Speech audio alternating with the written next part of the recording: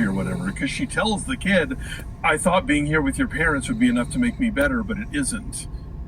So like whatever she was sucking out of them, turning them into like zombies, wasn't enough to do the trick. She needed them younger, and that's why she gets the kid in. What I really liked in that interview is I think that he really does kind of hit on one of the central metaphors of the movie that we get in once we get to the Alex storyline, which is that this is a movie about like growing up in a house of addiction and abuse and having to sort of like pretend be out in the normal world and put your face on and not registered or talk. You could never ever talk about it, but then having to come home knowing that everything's disastrous and like having to carry that around with no one to talk about it to. Like I think it's really hitting that.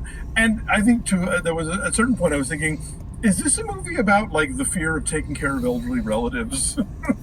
like the front room was, like I don't know, that's just a thought. But I think the thing about the being a child and being forced to keep a terrible secret is really where they're going with this. Yeah, that was an interesting take on it that I did not recognize as I was watching it, but then it makes total sense in that he has to be the grown-up in the house. Yeah. He has to go to the grocery store and buy the soup and feed the parents, and then when you see that he's also feeding the classmates kids, yeah, downstairs.